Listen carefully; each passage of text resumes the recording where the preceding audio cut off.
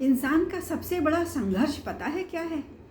जब बुढ़ापे में अपना ही हृदय का टुकड़ा उनको बोझ समझने लगे और उनकी भावनाओं से उसे कोई सरोकार ना हो।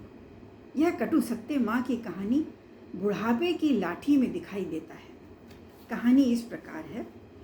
मास्टर शंभू दयाल और उनकी पत्नी सुमित्रा बरेली में अपने इकलौते बेटे मदन लाल के लालन पालन में किसी भी प्रकार की कमी नहीं रखते थे। पढ़ लिख कर मदन की नौकरी लखनऊ शहर में लग गई। बड़े अरमानों के साथ मास्टर जी ने धूमधाम से बेटे की शादी की।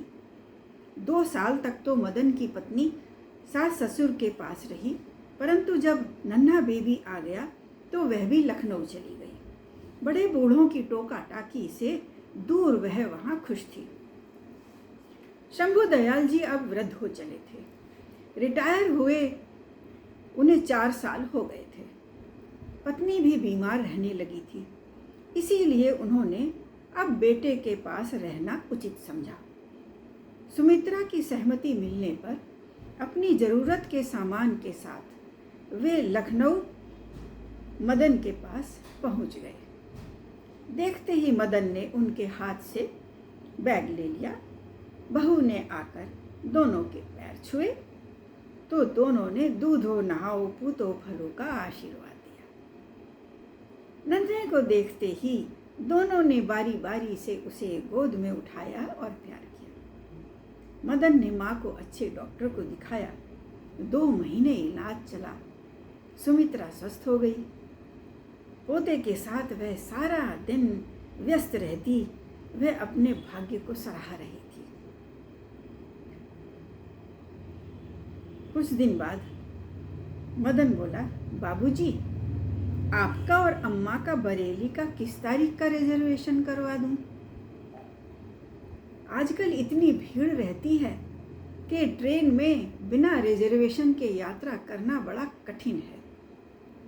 पास बैठे हुए मदन ने कहा तो मास्टर जी को झटका सा लगा। वे धीरे से बुदबुदाए, बेटा, आरक्षण नहीं, हमें तो बुढ़ापे की लाठी चाहिए। क्या दे सकोगे? मदन सुन नहीं पाया। बाबूजी ने क्या कहा। मास्टर जी फिर बोले, बेटा, जिस दिन तुम ठीक समझो करा देना।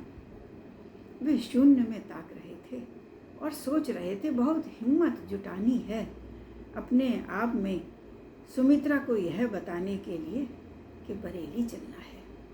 वह कितनी खुश है अपनी दुनिया में अपनों के बीच। हृदय मार्मिक है, जिसे सुनकर बड़ी देर तक शून्य में ताकते रहने को जी चाहता है। इसे सुनकर न कुछ कहते बनता है और न ही कुछ सुनने का मन करता है। यही जीवन है। संघर्ष का सामना केवल धैर्य से ही हो सकता है।